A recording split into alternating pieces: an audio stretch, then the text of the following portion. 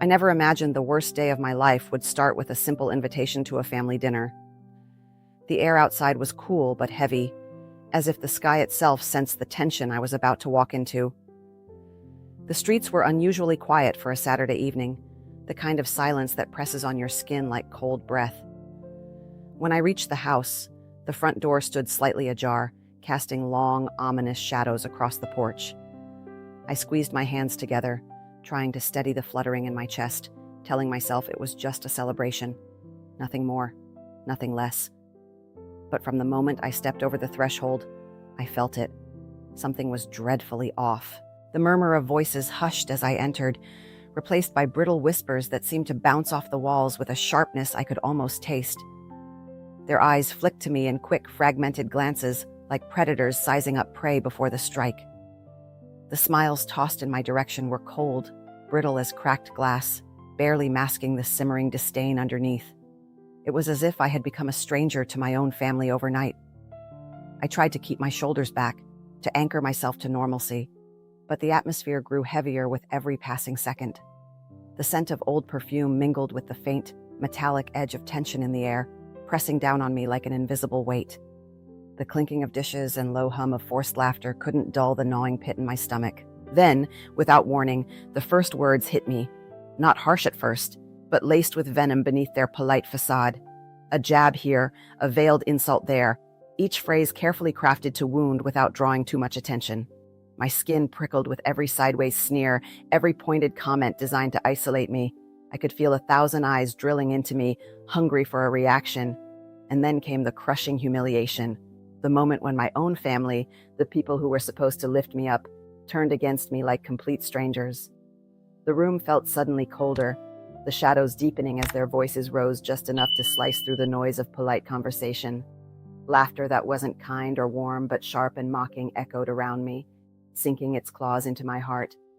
I felt my cheeks burn with embarrassment, hot tears threatening to spill, but I forced them back. I couldn't let them see how deeply their words cut. Through it all, my husband stood there, silent, motionless, a ghostly figure amidst the chaos. His eyes flicked toward me once or twice, but he said nothing, made no move to shield me from the onslaught.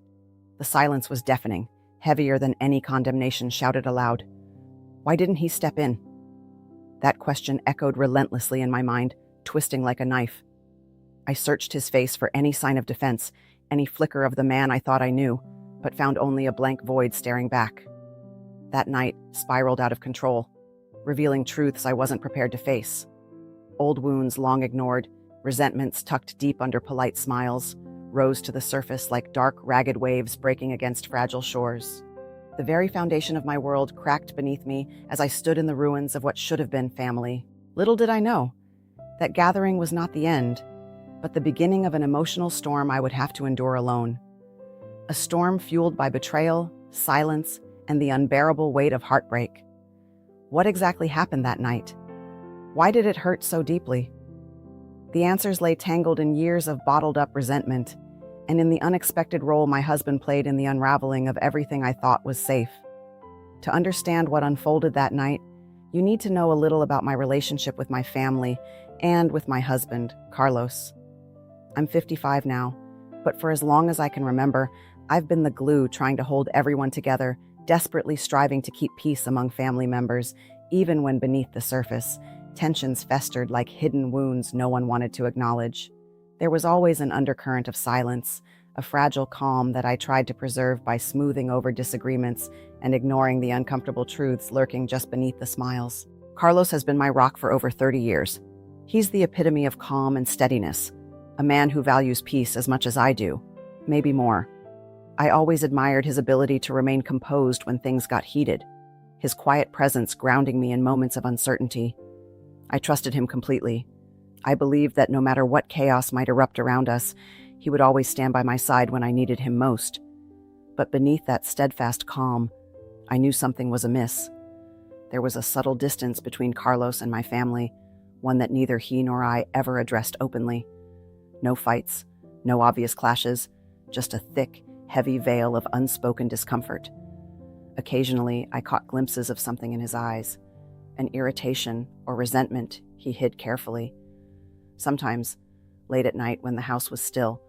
I wondered if Carlos resented my family more than I allowed myself to believe. Yet, despite that nagging doubt, I clung to the hope that when the real test came, he would choose me. Our family gatherings had always been tense, but manageable. There was an unspoken rule to keep conflicts shallow and avoid topics that might ignite old wounds. Yet, that night was different. The house felt colder, the lighting harsher. As we all sat around the long, heavy wooden table, the air thick with forced cheer, familiar old jokes began resurfacing, jokes so cutting, so cruel, that they dredged up memories I had worked hard to bury. Each phrase felt like a needle, slipping under my skin, quickening my heartbeat. I tried to laugh them off, my voice shaky but attempting levity, hoping to diffuse the mounting tension. But as soon as I did, the atmosphere shifted. The laughter morphed, no longer lighthearted. It was sharp, edged with malice. It was as if everyone silently agreed to make me the evening's target, the scapegoat for resentments long festering. The smiles around the table became predatory, eyes gleaming with satisfaction as I sat frozen under their gaze. And Carlos? He remained silent, not a word in my defense. Instead, his expression held something far colder and more unsettling, a look that rooted me to my seat, a look of distant approval, of quiet agreement with my family's cruel laughter. It was not the protective partner I had trusted for decades. The more I tried to hold myself together, forcing a grin, swallowing the lump forming in my throat, the worse it got. The night's shadows seemed to grow longer, swallowing any hope of reconciliation. I kept asking myself, what was Carlos really thinking? Why did my family suddenly turn on me with such brutal venom? And why did the man I trusted most join them? Not with words, but with silence, with that chilling gaze. Those questions haunted me as the evening dragged on, threatening to unravel everything I believed about love and loyalty. As the night wore on, the insults came faster and sharper, slicing through the air like shards of broken glass. Each word was a carefully aimed dagger, sinking deeper with every cruel smile and biting remark. I could feel tears burning behind my eyes, hot and unforgiving, threatening to spill over. But I clenched my jaw, refusing to give them the satisfaction of seeing me break. My hands trembled beneath the table, fingers curling tight into fists, as I struggled to hold myself together. When I finally found the courage to speak up, my voice barely above a whisper, I asked, no, pleaded, why they were treating me this way, especially after all these years. Why did my own family seem to have turned against me overnight? But before I could finish, Carlos interrupted me quietly, almost conspiratorially, leaning in with a calm voice that felt more like dismissal than comfort. Just ignore it. It's nothing, he murmured, as if the sharpness of their words were nothing but harmless shadows. Nothing. That word stung deeper than every insult hurled in that crowded room. It was heavier, loaded with a terrible finality. At that moment, the realization hit me like a physical blow. Carlos wasn't on my side. He wasn't my shield, the protector I had always believed him to be. Instead, he was part of the problem, silent, complicit, and detaching himself from my pain while it unfolded around us. The worst part was that their accusations weren't simply empty words thrown carelessly into the air. They were sharp echoes of old wounds, forgotten mistakes, badly chosen decisions, and regrets I had long carried in secret. Each accusation dragged those memories from their dusty corners, exposing every fragile fault I had tried to hide. And Carlos, he seemed to accept those scars as the definition of who I was. His silence was not protection. It was permission. Inwardly, I wanted to scream, to beg for the nightmare to end, to run away or even disappear completely. But no matter how deeply the desire to escape clawed at me, I stayed. Somewhere, deep inside, a flicker of hope remained. Maybe, just maybe, my husband would find the strength to stand up for me. Maybe he would break the silence and shield me from their cruelty. But he didn't. He only stood there quietly, condoning their words with his absence of defense. I was drowning in confusion and pain. Why? Was he ashamed of me? Did he secretly blame me for whatever grievances my family held? Or was his silence nothing more than fear that any defense would only fan the flames, making things worse? I had to know, but all I received in return was cold, suffocating silence. The room seemed to press closer, the weight of betrayal compressing my chest with every passing moment. Just when I thought the evening couldn't sink any further into despair, the largest, most agonizing betrayal suddenly surfaced, exposed for all to see and leaving me shattered in its wake. After the cruel laughter finally faded into an uneasy silence, the room seemed to shrink around me, shadows crawling along the walls like creeping fingers. The weight of everything, accusations, silent betrayals, cold stares, pressed down on my chest, suffocating me. I could taste the bitterness of humiliation lingering like stale smoke in my mouth. The dim light flickered overhead, casting wavering shadows across Carlos's face as he sat across from me, his expression unreadable but undeniably weary. It was then that I realized I couldn't carry this silence any longer. I had to confront him. My voice cracked under the strain as I asked, "Why didn't you stop them? Why did you let them humiliate me like that?" The words hung heavy in the thick air between us, raw with pain and trembling rage, demanding an answer he perhaps wasn't ready to give. Carlos met my eyes, not with anger, but with unmistakable exhaustion, as if the fight had already drained him long before it had even started. Then, in a voice quieter than I expected, almost a bitter whisper, he confessed something I never thought I'd hear. He agreed with some of what my family said. His words hit me like a physical blow, shattering something deep inside. He claimed he felt I had changed, that I had drifted away, not only from my family, but from him as well. He spoke of a quiet resentment that had built inside him over the years, simmering beneath the calm surface, fueled by how I'd handled sensitive family issues. Watching my family attack me was painful for him, he said, but he felt powerless to intervene without making things worse. I sat there, stunned. The man I had trusted most in this world wasn't just failing to defend me.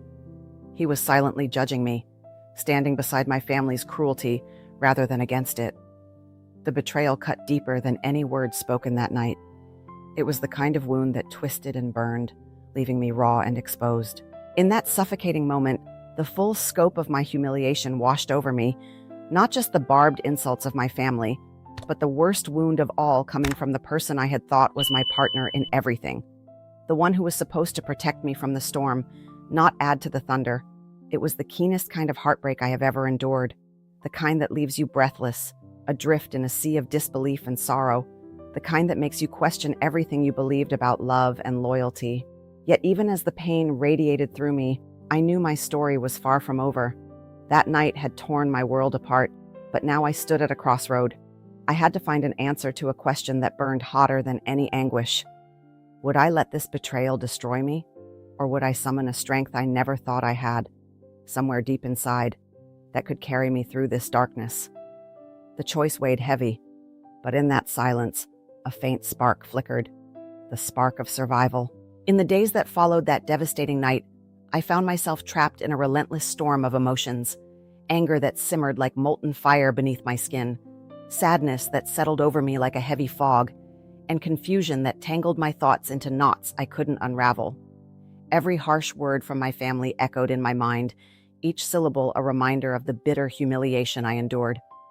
But perhaps the hardest to swallow was Carlos's confession, the knowledge that the man I trusted most had quietly agreed with the venomous judgment that tore me apart. It forced me to confront painful, uncomfortable truths, not only about those closest to me, but about myself as well. Yet amid the darkness, a strange kind of clarity began to unfurl.